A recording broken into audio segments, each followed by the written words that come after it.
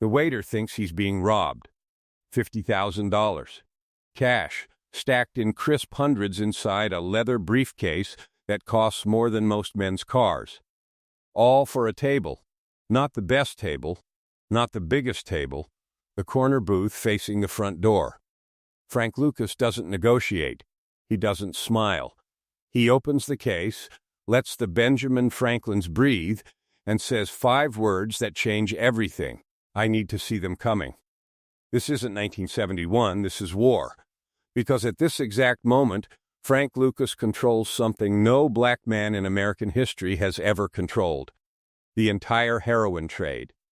Not a piece of it, all of it. His product, Blue Magic, is 98% pure death. The Italian mafia's best is 60% garbage. He has bypassed every middleman, flown to Vietnam himself, and built a pipeline that moves $50 million a month through the coffins of dead American soldiers.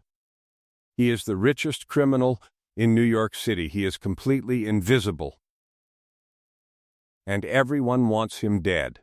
The Italians want his throne. The Nipt wants his head. His own people want his crown.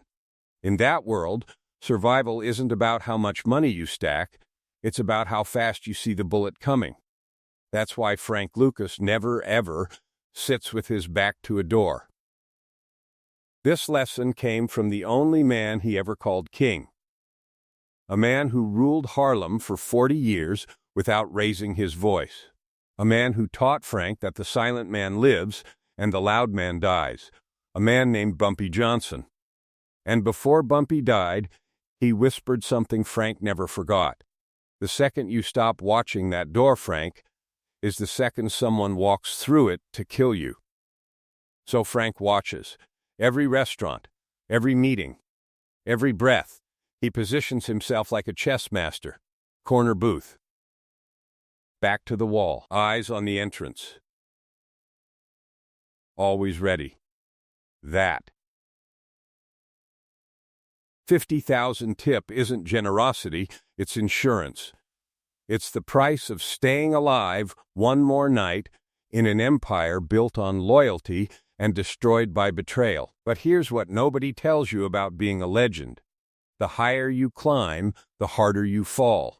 And Frank Lucas, the man who built an invisible empire on discipline, silence, and respect, will lose everything because of one mistake.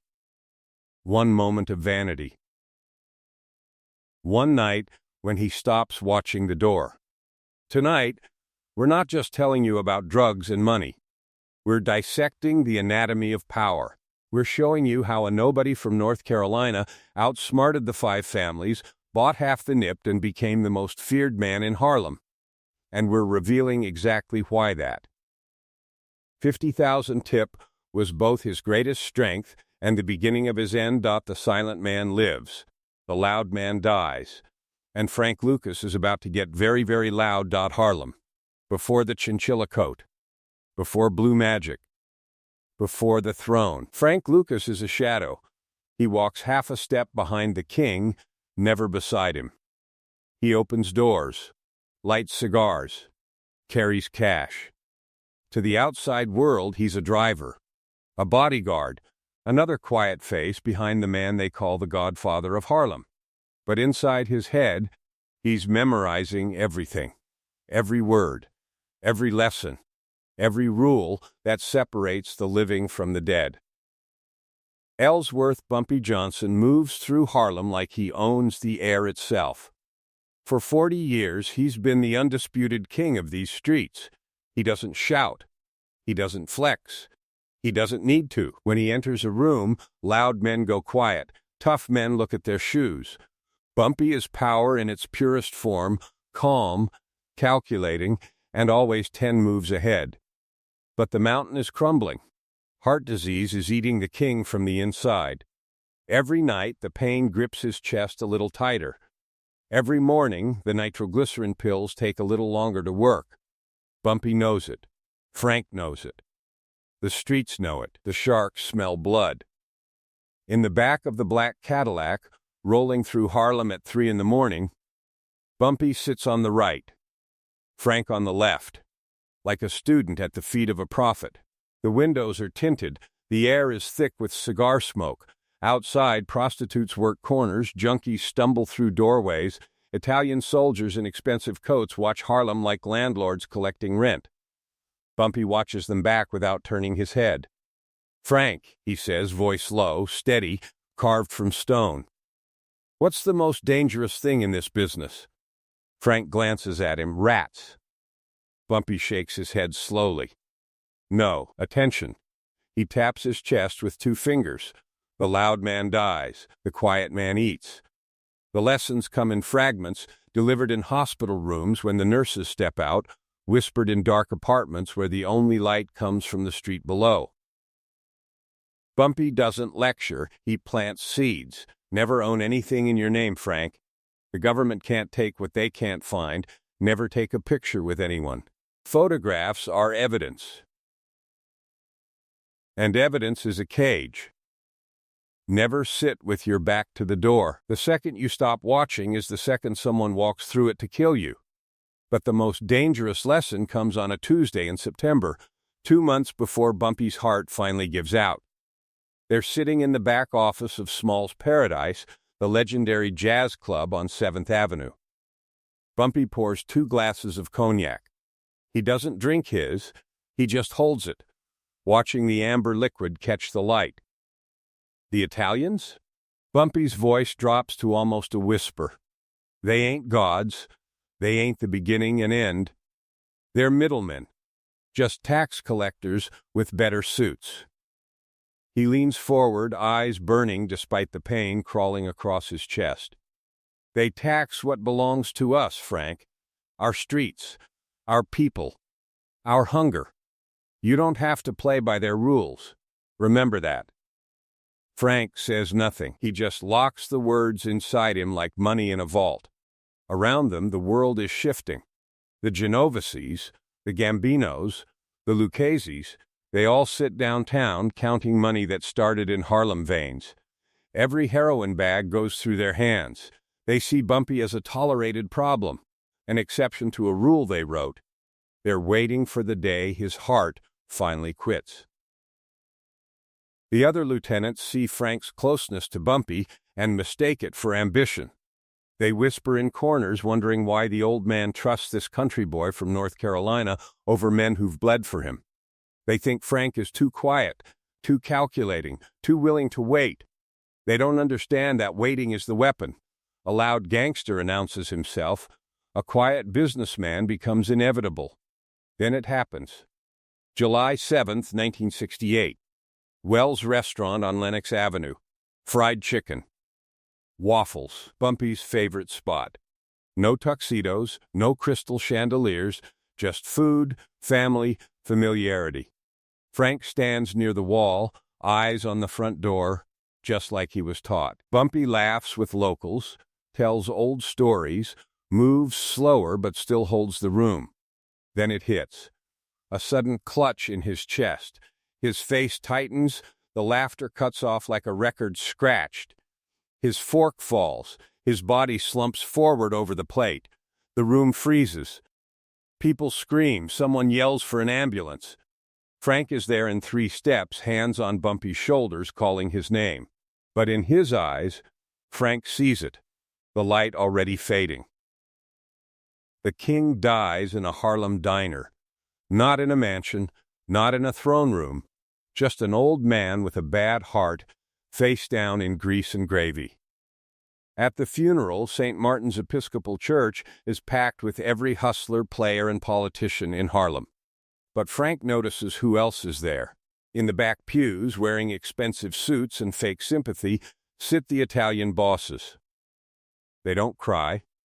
They smile. Small, polite smiles that say the same thing. It's over.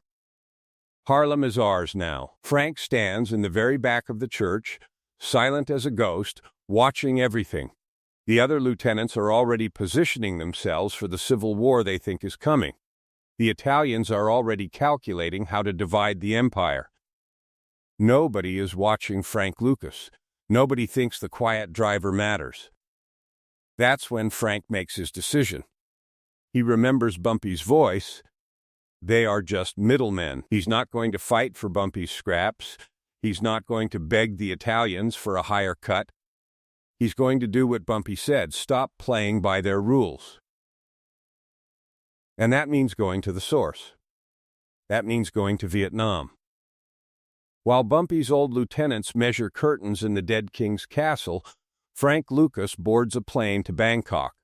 He sits in coach. No jewelry, no entourage, just a cheap suit, a briefcase, and the kind of patience that separates kings from corpses.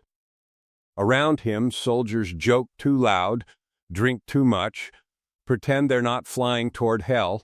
Frank isn't here for God, country, or flag. He's here for something colder, purer. He's here to rewrite the mathematics of power. The Golden Triangle. The lawless border where Thailand, Laos, and Myanmar collide in mountains so remote that governments are just rumors. Heat hits like a physical blow when he steps off the plane in Bangkok, wet, heavy, smelling of diesel fuel and human rot. This is where the world's purest opium bleeds from the earth, where Chinese Thai warlords control fields that stretch beyond horizons. The mafia buys from Turkish suppliers who buy from Lebanese brokers who buy from Pakistani smugglers who eventually, after 10 greedy hands have taken their cuts, source from these same poppy fields. Frank's plan is simple, suicidal, and genius. Eliminate every middleman between the poppy and the needle. He travels deeper into jungle territory with his cousin, a Vietnam veteran who knows the terrain and the corruption. They move through villages where American dollars buy silence, through paths where one wrong turn means a bullet in a ditch nobody will ever find. Frank is a black man from North Carolina walking into a war zone to negotiate with drug lords who've killed for less than a disrespectful glance. Every conversation is a coin flip between fortune and execution. The meeting happens in a compound deep in Thai territory, guarded by men with AK-47s and eyes that have seen too much death to care about one more body. The warlord sits across from Frank beneath a bamboo awning, studying him like a strange insect. Through translators and tension thick enough to choke on, Frank makes his pitch. The numbers are devastating. He'll pay $4,200 per kilogram, cash, American dollars, no games. Back in New York, the mafia charges $50,000 for the same product after it's been cut, diluted, and passed through a dozen criminal hands. The warlord asks questions. Who protects you in New York? Frank's answer is ICE. Me. Who guarantees payment? Me. What happens if the American government discovers the route? Frank doesn't blink. You lose a customer, I lose a life. We both like money too much to let that happen. But money isn't enough. In this jungle, talk is cheap and lives are cheaper. Frank has to prove he's willing to cross a line most men won't even look at. That's when he unveils the real genius. The cadaver connection. American soldiers are dying in Vietnam every single day, and their bodies come home in flag-draped coffins on military transport planes.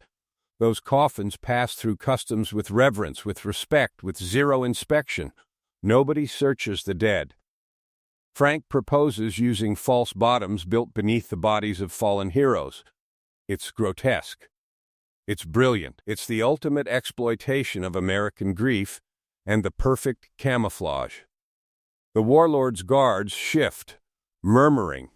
Even killers feel the chill of that idea. Frank doesn't flinch. The safest place to hide sin, he says quietly, is under something holy. The warlord studies him longer this time. He sees what the Italians never saw, not just hunger or ambition, but vision. Cold, emotionless calculation, a man willing to do anything for an edge. Finally he nods. A deal is made. Logistics become religion.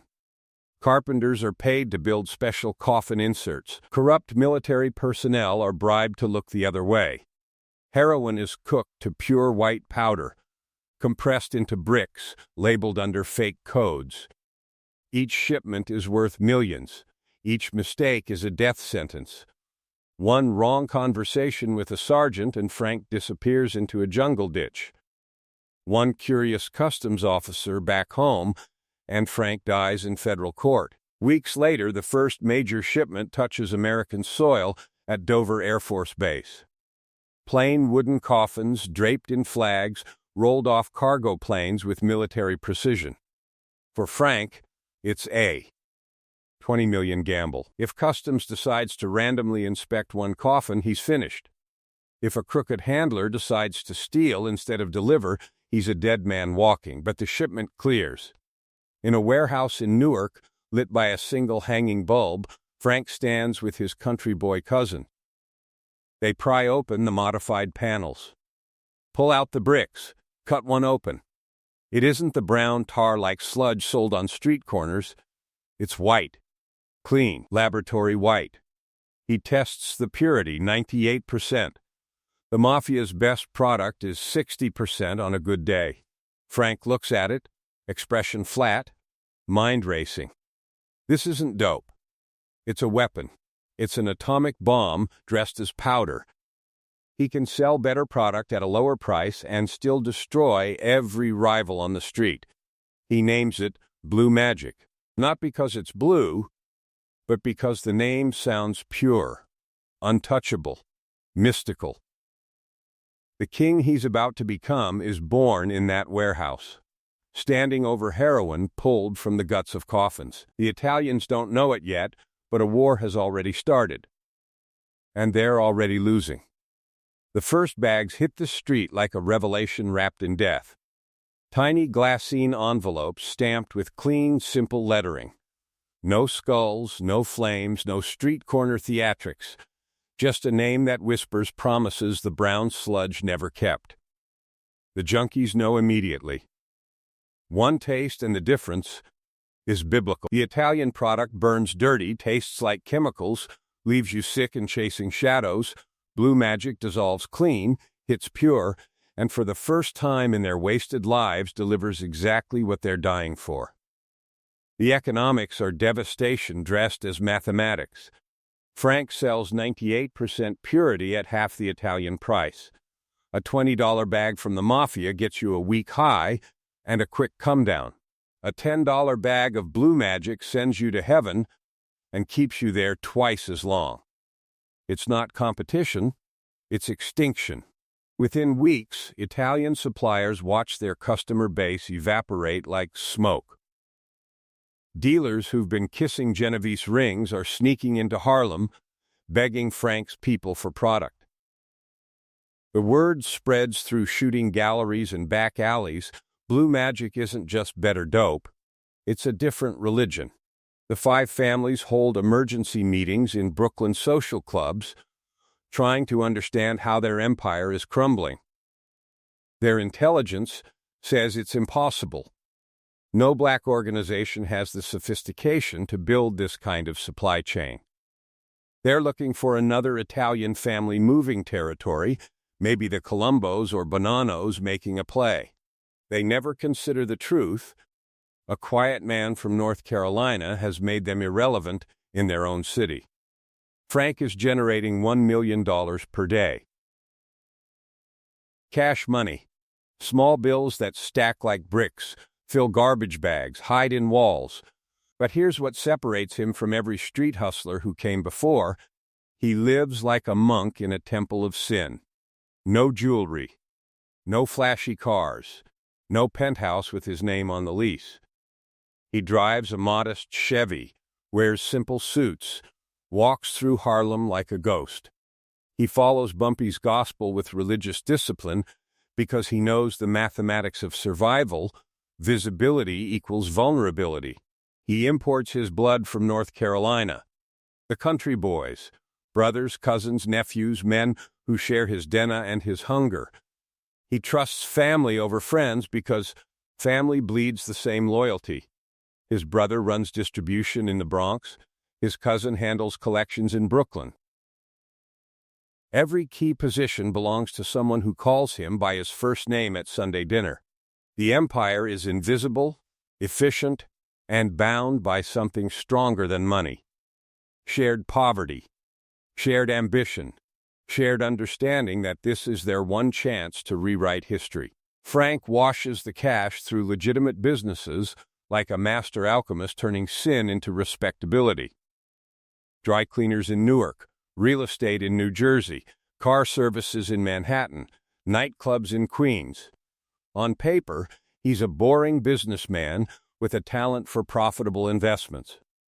In reality, he's the richest black man in America, and most Americans have never heard his name. But inside his Teaneck mansion, another war is building, not over territory or money, but over visibility itself. Juliana Ferrate Lucas is beautiful, intelligent, and tired of living like a fugitive in her own life. A former Puerto Rican beauty queen who married a king but lives like a peasant. She sees the money, sees the power, sees the respect Frank commands in Harlem shadows. But she also sees other wives dripping in diamonds while she hides behind tinted windows. The tension builds in whispered arguments that grow louder each month. "You're the richest man in Harlem," she tells him one night, standing in their bedroom wearing a dress that costs more than most people's cars. But nobody knows it. What's the point of having everything if you can't enjoy anything? Frank adjusts his plain suit jacket, no watch, no rings. That's why we still have everything. Across town, another man is making the opposite calculation. Nicky Barnes, Mr. Untouchable, the flashy rival who poses for magazine covers, drives custom Bentleys, throws parties where champagne flows like water. Barnes loves the spotlight Frank avoids. He wants to be famous, feared, and celebrated simultaneously. Frank watches him once from across Small's Paradise and just shakes his head. The loud man dies. Always. Soon. But success is its own narcotic, and discipline has a breaking point. For 3 years, Frank has been invisible, untouchable, undefeated. He's outsmarted the Italians, the police, the DIA. The temptation whispers one night won't hurt. One moment of visibility in a sea of thousands. Just once to feel what he's built. Then comes the invitation that changes everything. March 8, 1971. Madison Square Garden. Muhammad Ali versus Joe Frazier. The fight of the century. Every power player in New York will be there.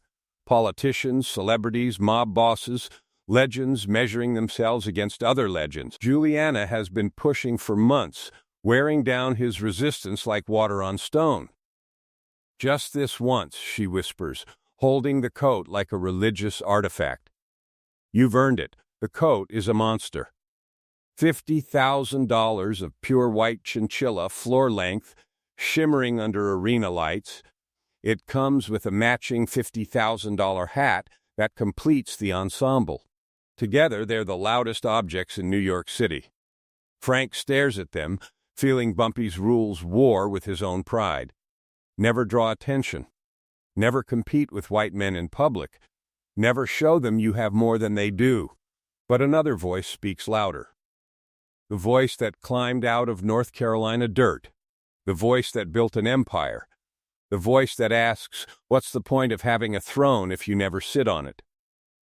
He puts the coat on. Madison Square Garden is a cathedral of violence and money.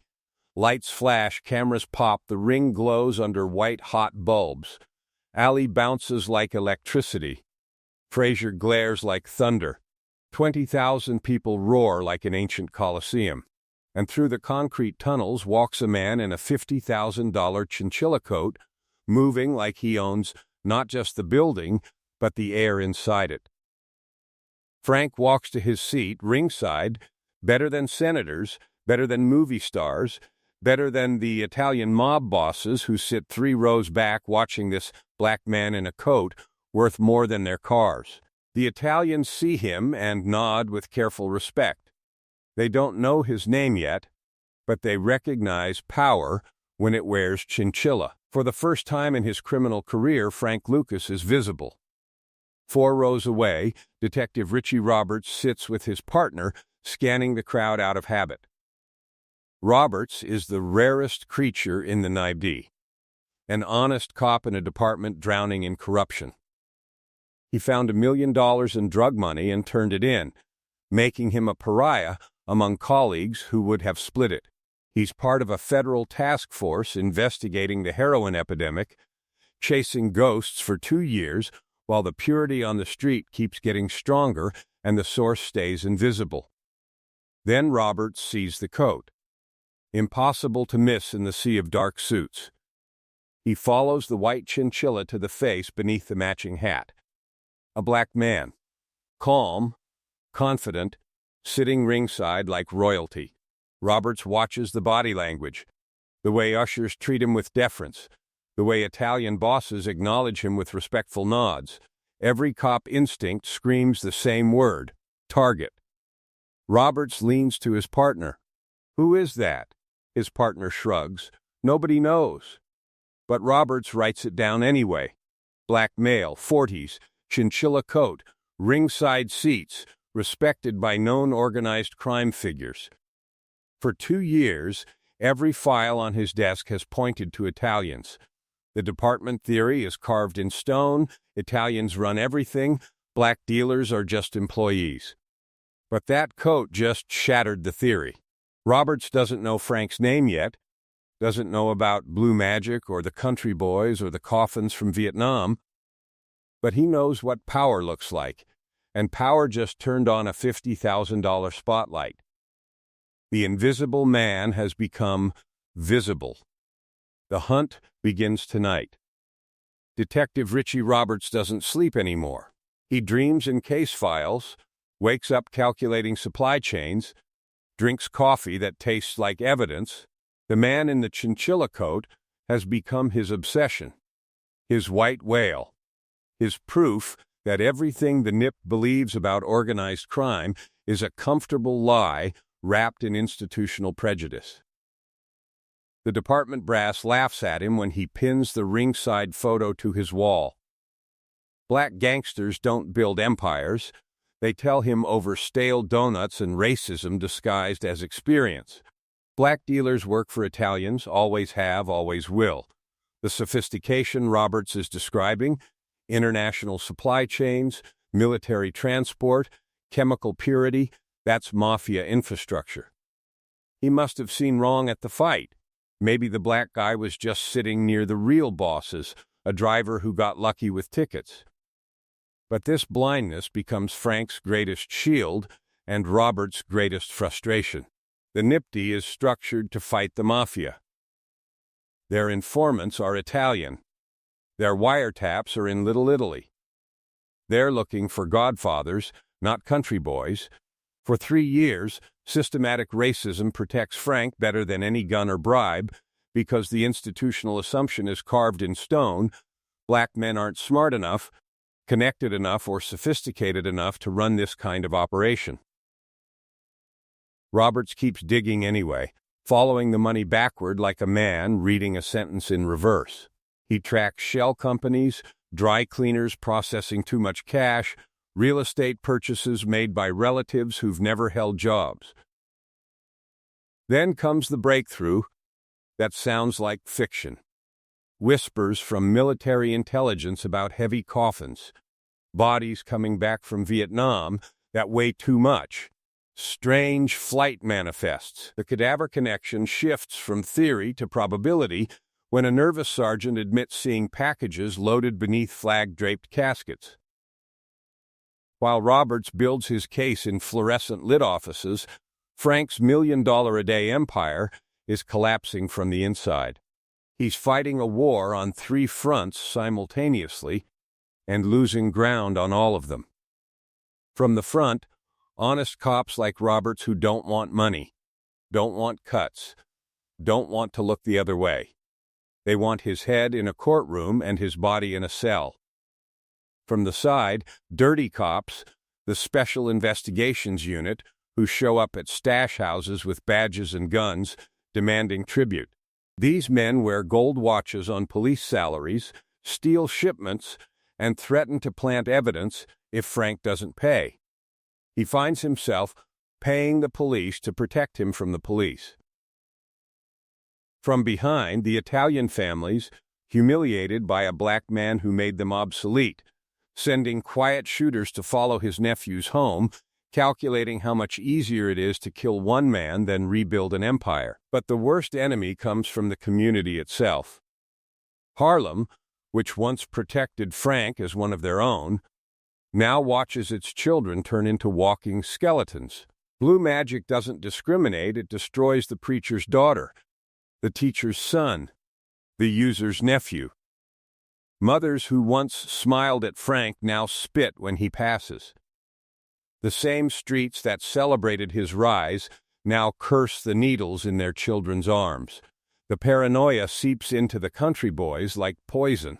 Money that big doesn't just buy things, it buys suspicion, the constant mathematics of who might betray whom for what price.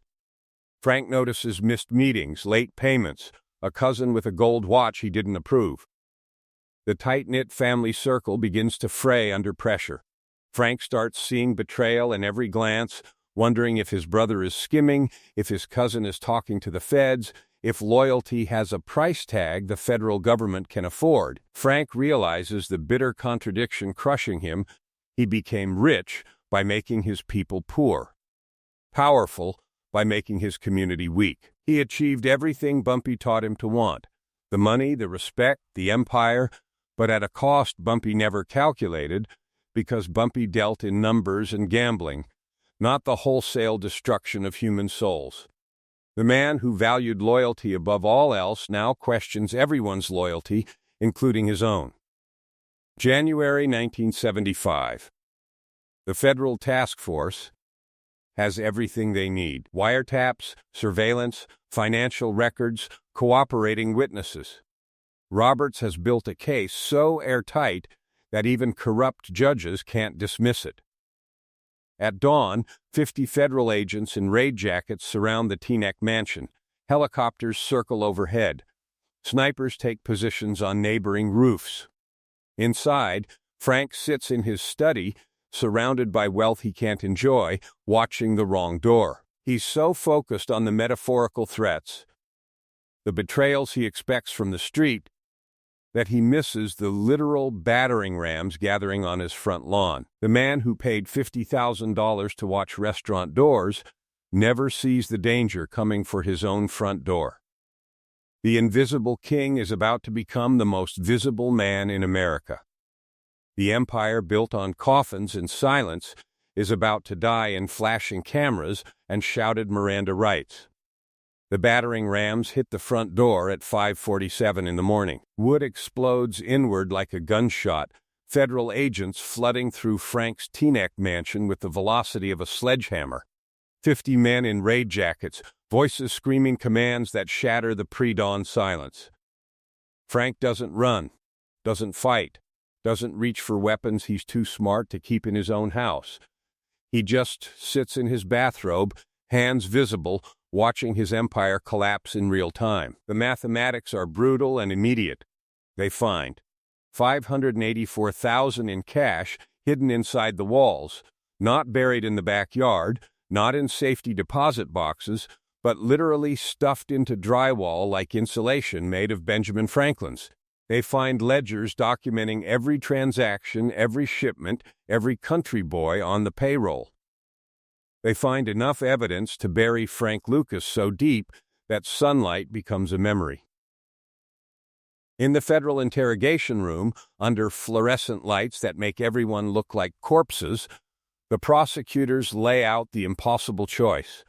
The walls are gray, the air is stale, and the math is simple as a bullet. 70 years in federal prison. Frank is in his 40s. 70 years isn't a sentence, it's a slow execution dressed in legal language. He'll die in a concrete box, old and forgotten, while the world moves on without him. Then comes the offer that breaks men into pieces. "You help us," the prosecutor says, sliding a single sheet of paper across the metal table. You cooperate. You give us names, dealers, suppliers, cops, Italians, and we can talk about 5 years. Maybe less if you're useful. He leans back, watching Frank's face for cracks. You keep your mouth shut? You die in that cage. Simple as that. Silence or survival. Loyalty or life. The purest binary Frank has ever faced. He stares at the paper, then at the wall, calculating with the same cold precision that built his empire. What is loyalty worth in this room? The Italians never respected him, they only feared his product and envied his money. They would have killed him the moment he showed weakness. The dirty cops didn't protect him, they robbed him, taxed him, bled him dry while wearing badges. The streets that made him rich now curse his name as a poisoner of children. Even his own family is fracturing under pressure, cousins cutting deals in other rooms. Why protect people who would kill him for $1? Why die for a code that everyone else breaks the moment it becomes inconvenient? Bumpy's voice echoes in his memory. The silent man lives, the loud man dies. But Bumpy never faced 70 years. Bumpy died free, face down in fried chicken. King until his last breath. Frank is being offered a different equation. Betray or disappear forever. He makes the calculation. Cold, clinical, emotionless as the day he decided to smuggle heroin in coffins. What do you want to know? Frank Lucas becomes the most devastating informant in organized crime history. He doesn't just talk, he becomes a weapon of mass destruction, detonated in courtrooms across New York. He gives up over 100 corrupt NIP officers, cops with 2 houses on detective salaries, sergeants driving Mercedes, lieutenants who stole more than they ever arrested. He dismantles the Special Investigations Unit, exposing it as a criminal enterprise wearing badges. He testifies against Italian mob families, detailing their operations with the same photographic memory that built his empire. The government doesn't just get a cooperating witness. They get an atomic bomb that obliterates decades of corruption. The irony cuts both ways like a double-edged blade. Across town, Nicky Barnes, Mr. Untouchable, the flashy rival who loved cameras and magazine covers, initially refuses to cooperate. He takes his case to trial, gets life in prison, stands defiant in his cell. He calls men like Frank cowards, rats, betrayals in human form. Until Frank testifies against him. Barnes sits in federal court, listening to the man he considered beneath him detail his operations, his suppliers, his weaknesses. The gavel slams. Life without parole. No more cars, no more cameras, just white walls and echoes. Then something breaks inside the code Barnes claimed to live by. If Frank Lucas can betray the streets, why should Nicky Barnes die for them? Barnes flips too, becoming an even bigger informant, giving up his own counsel, his own crew, everyone Frank missed. The student and the rival both betraying the code that made them, both choosing survival over silence. Both proving that loyalty is just a word men use until the price gets high enough. Frank serves 5 years. Not 70. 5. He walks out of prison in 1981, 44 years old, alive but not living. The price of cooperation is permanent and brutal.